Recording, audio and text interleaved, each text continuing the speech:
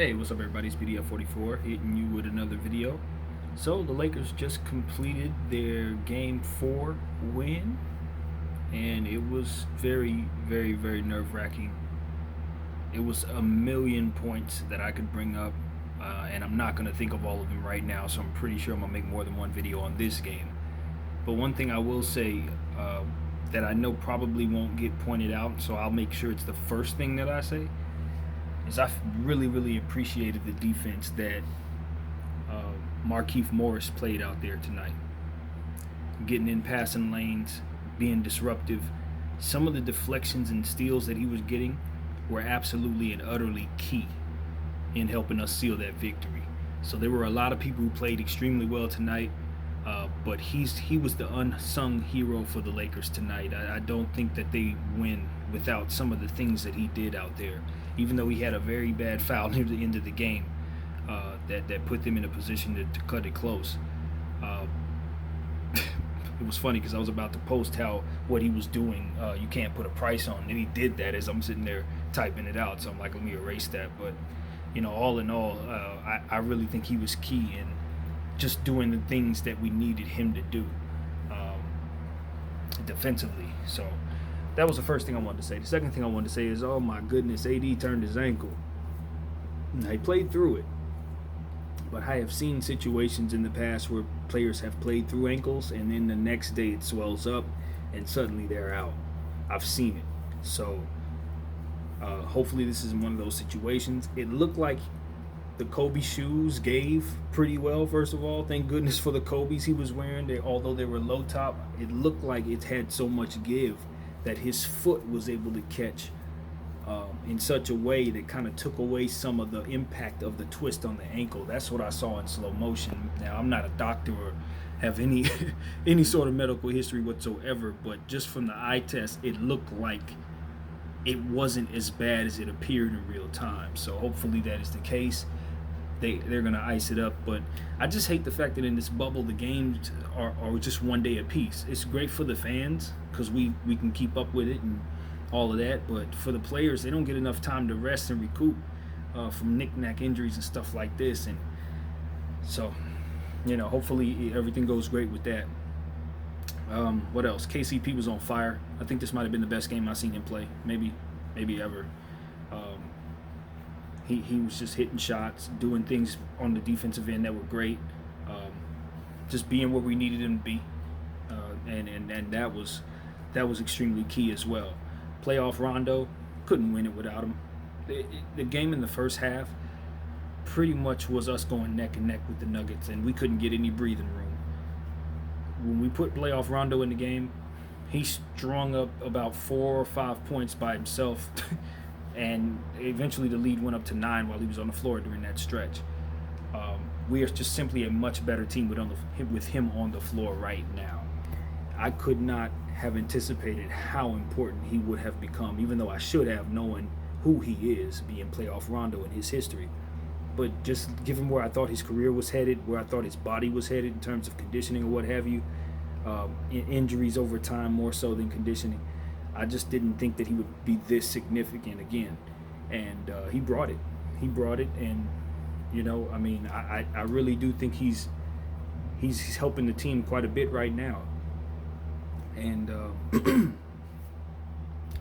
I think right at this moment, what I see down there is slight dissension between him and LeBron James, though, and it's not personal or anything that I'm noticing in terms of them jarring with one another or anything like that.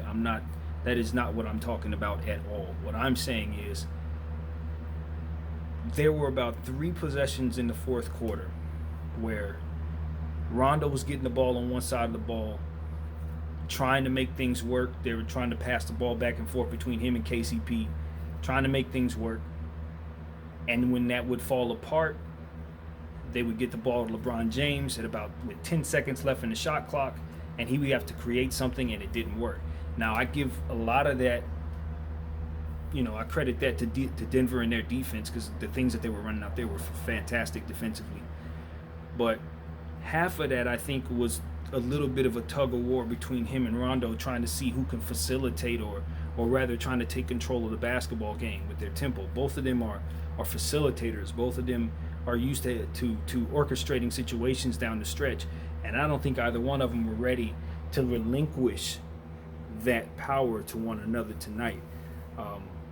LeBron hasn't been right in the last couple games, and he didn't play right tonight either, to be honest with you, but he did enough to help us win. He fought, and his effort was there, but he's just off center. You can tell that ever since the MVP announcement was made, and of course, a lot of other stuff is going on. His son Bronny out here smoking weed and talking about smoking Nuggets packs. I'm sure he wasn't happy about that. I'm sure he wants to get home to his family, and it just seems like he's off. He's not. This is not going well for him right now. But luckily enough, we're still winning despite his play not being LeBron James-ish, and his body language and his attitude just seems to be a little more irritable right now, complaining on every single call, which even annoyed me, to be completely honest. But all in all, I think he really helped us in down the stretch, hitting his free throws, and he did enough. He did enough to get us to help us. What else? There's so much to say. It was an unbelievable game. Kyle Kuzma struggled again, mightily, probably even worse than the last game, to be honest with you guys. I'm losing faith in him by the possession. He's just having a bad time, and it's been up and down with him all season, and I don't know. I mean, you just want to be patient with a kid, but your timeline is just not what his is. Just like I said yesterday, he should be on a team where he's playing with a bunch of young kids and they're all trying to go for the same goal, because in that setting, he's happy. They're not winning, but he can play better. And he can gradually make mistakes and things of that nature, and it doesn't mean as much. Right now, it's just too much pressure on him, too much for him to absorb, and I just feel bad for him because it seems like every kid in the bubble is breaking out except for him. He's stinking it up, and he's the one with the big name.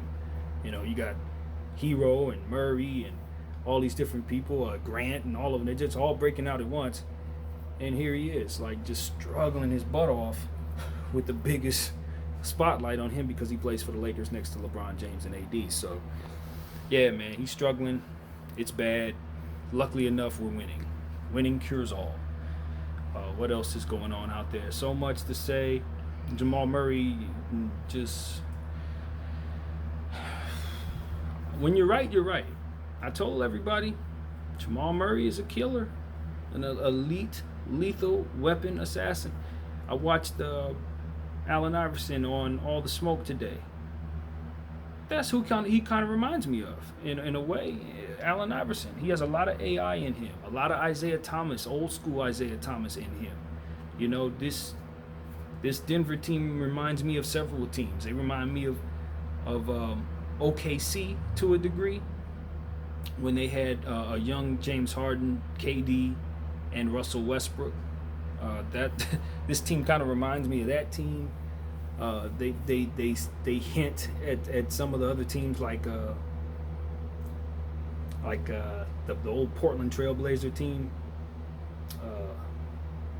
with Damon Stoudemire and Rasheed Wallace. They just have that kind of feel to them. Sacramento Kings, a young Kings team, they also remind me of, going up against Shaq and Kobe, taking us all the way to the max in the Western Conference Finals.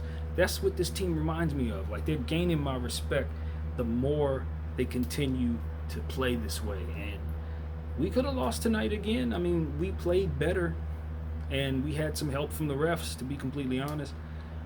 But this game could have went the other way. It really could have. Nikola Jokic was in foul trouble the whole game. It felt like the refs were removing him from the game, to be honest. And I'm a Laker fan, but I'll tell you when I think some stuff is some bull crap. Yeah, we had some help tonight. And it's unfortunate. I'm not going to lie, man. When you watch basketball and you love the game like I do, you don't care for teams, not being officiated properly, even if it runs in your favor. Like, even if it's the team you're going for, you don't want to see that. Especially when it's two teams that are battling it out with these type of stakes on the line, playing as hard as they are. You just want to see games officiated properly. When the Lakers put this grievance out there that LeBron hadn't gotten to the free throw line enough, I've seen these type of things happen in the past where referees will then exaggerate the point and give the grievance team more calls. And I think that's what we saw tonight, to be honest with you. And feels good to be on the right side of it, but at the same time, it's just, you don't want to see it. You just don't want to see that. You don't want to see the best players being removed from the game just because the previous game wasn't officiated properly, or the previous games hadn't been given enough attention to the situation. Don't overdo it. Don't call stuff that shouldn't be called normally. And that's all I ask for in regards to being a fan, watching the NBA. Just consistency from the officials. And I didn't feel like I've seen that in this series at all. Not at all. But nevertheless, with the time that Jokic had on the floor, he was pretty good. He just seemed like he was running out of gas. So getting in foul trouble may turn out to be a blessing in disguise, because I think he'll be much fresher for their closeout back against the wall game 5, because he didn't really play as much tonight. Let's see. Grant continued to play well. He looked good out there. Monte Morris is just growing every day. He's becoming somebody you have to really, really wonder what type of upside he has.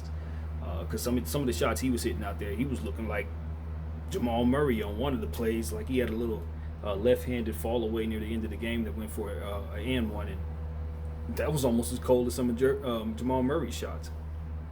Jamal Murray, the layup, I would be remiss if I didn't mention that he did a nasty Michael Jordan-like fake layup, kind of like a avoid the contact mid-air, super contorting, back around reverse off the backboard. Like, to try to even explain what this man did doesn't give it any justice whatsoever. You would just have to see it, and especially see it in slow motion. It was one for the ages, to say the least. We're going to be seeing it for a long time, especially since he did it against the Lakers, just like MJ did it against the Lakers, and playing for something. It was a playoff game, so this thing was beautiful in real time. Seeing it fast, it was just flawless, and he did it against LeBron James, no less. Just phenomenal. This kid is incredible. I don't like saying guys are going to be in the Hall of Fame, because Hall of Fame to me not only means excellence but also sustainability. So I don't know how to really tell you that I see a player becoming a Hall of Famer without betraying that truth. But what I will say is I can see a guy continuing to play the way that he's playing right now and having no problem getting into the Hall of Fame.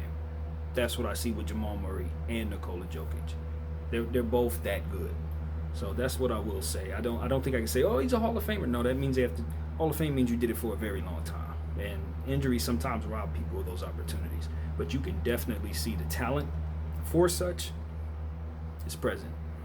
Yeah, both of those guys have it. So if they keep them together, it's just a matter of time before they get a ring. It's just a matter of time. So, yeah, man. Shout out to everybody who played well out there. Shout out to Danny Green hit a couple threes, but we set him for the most part. Dwight Howard, that's who I wanted to mention. Dwight Howard played really, really well for us tonight, but he's not playing smart defensively against Jokic as you want to see him do. But what he did do well was hit the boards for us along with everybody else on the team. They made a concerted effort to rebound the basketball, and I think it really contributed to our success as well. So, shout out to everybody for rebounding, but especially for Dwight Howard, kind of setting the tone in that way, and really giving us energy. He had a couple slams himself that really turned back the clock and reminded me what type of player he is, and he's going to be in the Hall of Fame as well. So, 3-1, man. We got 5 more wins to a championship. And as I've been saying since the game ended, closing Denver out is going to be like pulling teeth out of your head. Like, it's going to be that difficult. Do not think that Denver is going to walk away, or gift you the series. They will not. Game 5 is going to be one of the toughest games LeBron James ever probably played in his career.